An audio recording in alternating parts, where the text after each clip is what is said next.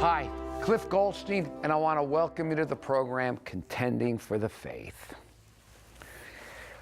During the fall of 1979, under the looming shadow of my 24th birthday, I had a dramatic, life-changing experience. For 2.5 years, I had been writing a novel. This novel was my God. I mean, the characters in the book control my life more than I control the life of the characters. Then that evening, one evening, the Lord Jesus Christ came to in my room, and he said, "Cliff, you've been playing with me long enough. If you want me tonight, burn your novel." Just like that. Now, this all didn't happen in a vacuum. There was a whole lot of background to this, things that happened that took me from being an agnostic or an atheist to someone who knew there was something out there. Okay? But then suddenly I was sure at that moment what that was. Now, the problem was simple. The novel was my God. The Lord showed me that you have no other gods besides me. And so if I wanted the Lord, if I wanted truth, the book had to go. Then, after a couple hours or whatever of what you might call divine human wrestling, and knowing nothing about salvation, nothing about the three angels' message, nothing about myself as a sinner, I took this manuscript, 2.5 years of my life, everything that I had, and I burned it on a small hot plate in my room. And that was the night I became a born-again believer in Jesus. Now, my experience that night was just that. It was an experience. It was personal, it was subjective, it was interior. I think anybody standing in the room wouldn't have heard or seen anything. And in one sense, there was really nothing logical, nothing scientific, nothing that could be explained from any of the common academic disciplines. I think psychologists might have had a hard time trying to explain it, or a fun time trying to explain it, but it meant nothing to me. What happened to me that night was mystical, it was supernatural, it was beyond rationality. Kind of like Saul's little road trip to Damascus, as seen in the book of Acts. Read the story of Paul again and tell me how logical, how rational, how scientific that was. Anyway, the next day in a health food store, I had my first Bible study ever. And we went through Daniel 2. And we went through the sequence of kingdoms: Babylon, Media, Persia, Greece, Rome, and the breakup of Rome. And when they came to the feet and toes of iron and clay in the statue, and the text said, "They shall mingle themselves with the seed of men, but they shall not cleave one to another, even as iron is not mixed with clay." In Daniel 2:43, all that's symbolic of modern Europe. I burst into tears. And I remember I looked up them and I said, "It's all true. It's all true." I mean, here, for the first time in my life, was powerful confirmation, not just for God, but for his foreknowledge and his sovereignty. Here on the page before me in that store was logical, objective, and public evidence for belief.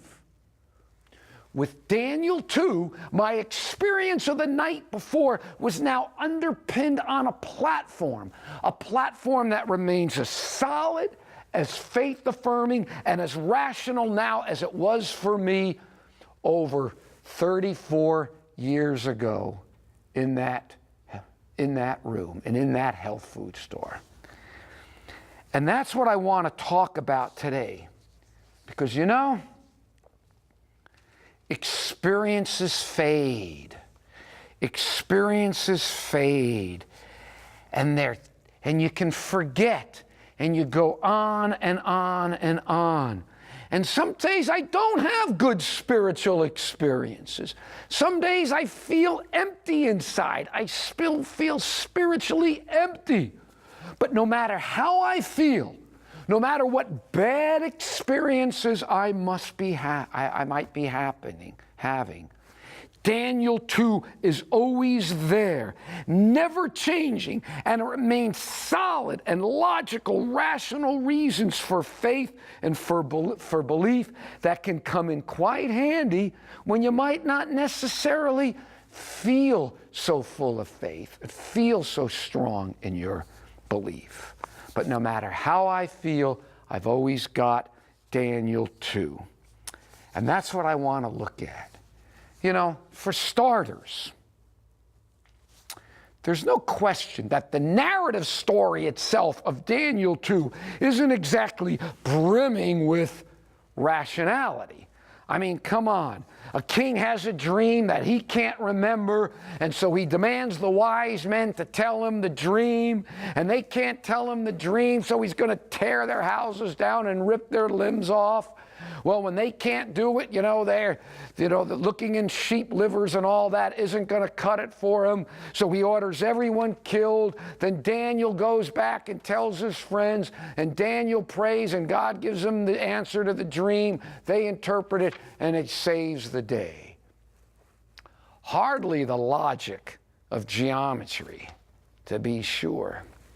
However, on the other hand, logic and reason exude from the prophecy itself. How can a man living 500-600 years before Christ unfold the history of the world from his time through ours were he not divinely inspired? Without supernatural intervention, how could he have gone through the ages, through millennia even, and so accurately depict the rise and fall of those empires as he did?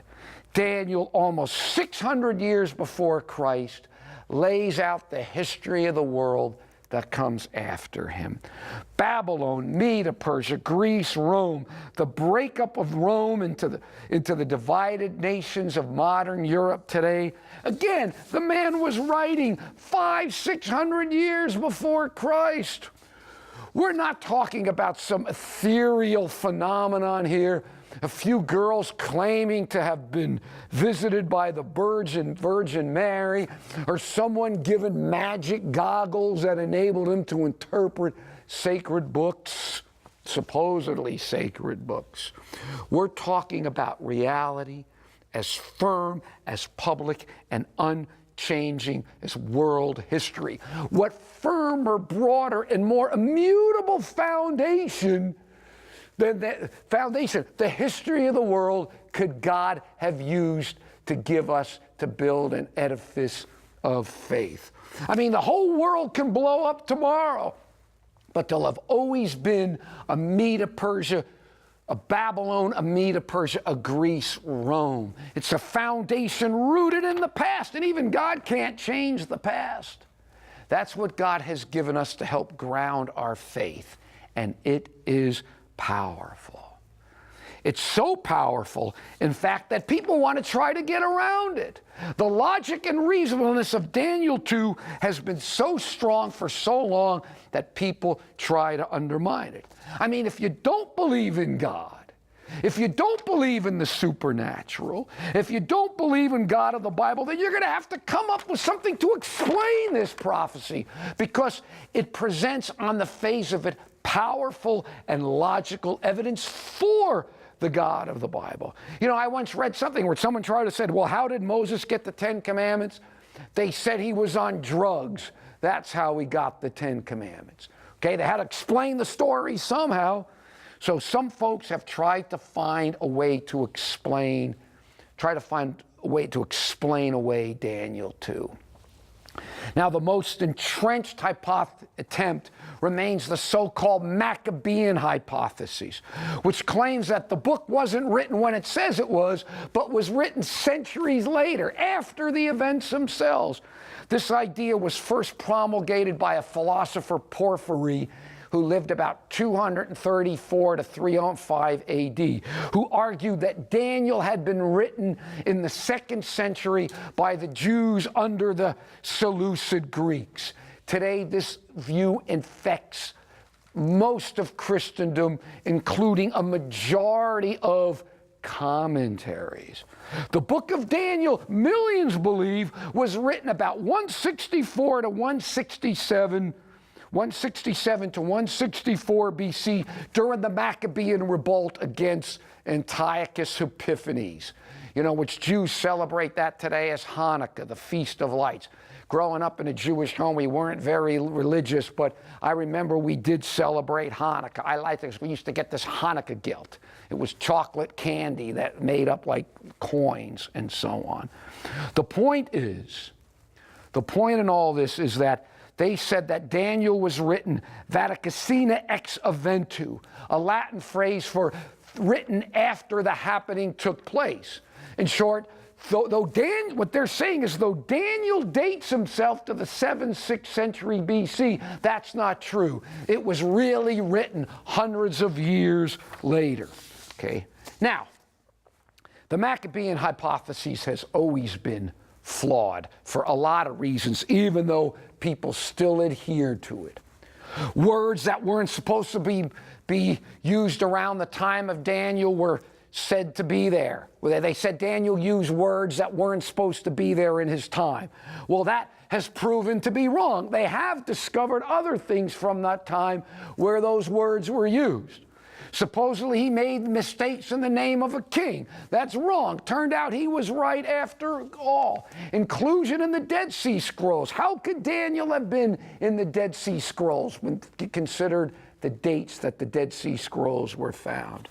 Now, not everybody has accepted it, the Maccabean hypothesis, but the vast majority of the Christian world has. And yet, I believe the prophecy itself shows how ludicrous the Maccabean hypothesis is. Let's assume for argument's sake, let's assume that Daniel was written in 160s BC. I totally reject it, but here's the thing. How could anyone living more than 150 years before the birth of Christ predict with such accuracy this dismantling of the Roman Empire into the smaller powers of Europe that would cleave one to another, that would not cleave one to another, even as iron is not mixed with clay? I live in the Washington, D.C. area, and I have friends in the intelligence community. And I remember I asked one of my neighbors, as the Soviet Union was collapsing, I asked one of my neighbors who worked at NSA. He's one of these NSA people. They never tell you what they do, or only after you wheedle it out of them do you at least find out where they work. And I remember as the Soviet Union was collapsing, I asked my NSA friend, did you people have any idea of this? And he said, we're looking at this with our jaws dropping. Here you have the most sophisticated spy agency in the world. They probably knew every time Gorbachev burped. They were following the Soviet Union, and then yet, even up to a year and a half before, they had no idea that the Soviet Union was going to collapse. So how could somebody like Daniel, 160 years, supposedly 160 years before Christ, so accurately predict what was going to happen? The whole point of the Maccabean hypotheses was to deny the supernatural, was to deny predictive prophecy. Yet Daniel 2's prophetic reach was so great that it overwhelms this pathetic human attempt to nullify it.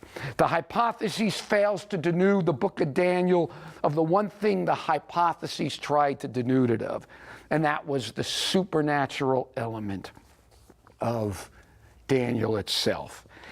Now think about this too. The power of Daniel was so great that this guy Porphyry, writing in the 3rd, 4th century AD, was so scared of the book, he was so scared that he tried to denude it of prophecy, so that he concocted the idea that it was written later than it was. This was 1,800 years ago. Now think about this. If 18 centuries ago, the power of Daniel's prophecies were so strong that somebody back then tried to undermine it, how much more powerful should the book be for us today, when so much more history has unfolded than had in Porphyry's time? And a simple point worth considering: if Daniel was so accurate about the future, isn't it logical and reasoning to trust him on something easier than making predictions hundreds, thousands of years advance? And that is on the dates that he himself gave for the book. Now there's more. The king's dream in chapter 2 was of a statue, world history symbolized in sculpture. The common interpretation, the gold head Babylon, the silver and arms of the silver and arms and breast Medo Persia, the brass belly and thighs Greece, the legs iron, pagan Rome, and the feet and toes part iron and part clay, the divided nations of Europe. This is not uniquely Adventist. Millions of Christians, Jews have understood it this way for centuries. But now, catch this point, because this is important. Unlike the first three kingdoms, whose metals stop at their demise, the iron of the fourth kingdom, the iron that comes up after Greece, it starts in the leg and it goes all the way down in the feet. It goes all the way down to the end. See, in other words, the fourth kingdom, which arose after Greece, though changing form, extends to all the way to the end of the world. It extends all the way down into the feet. This fact helps identify it. It helps definitely identify it, because what world power arising after Greece extends to the end of time?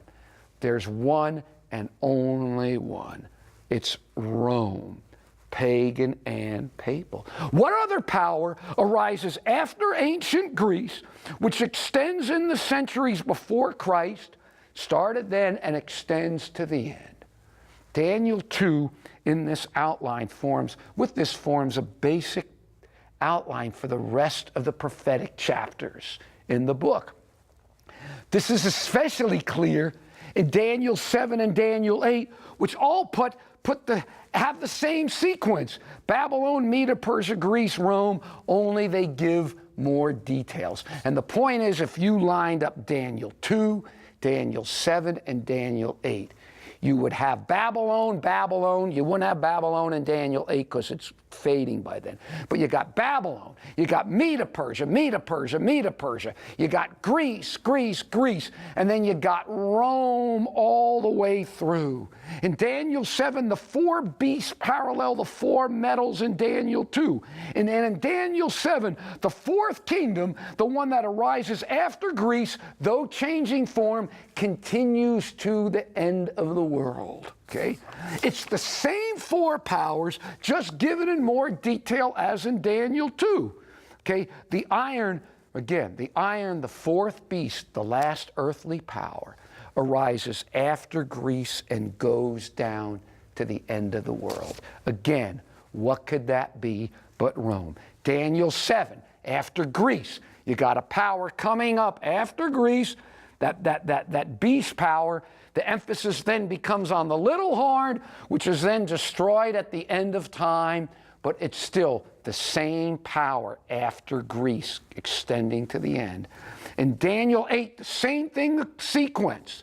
But the final power, the power that arises after Greece, though changing some characteristics, endures to the end as well. So you have this sequence in all these chapters.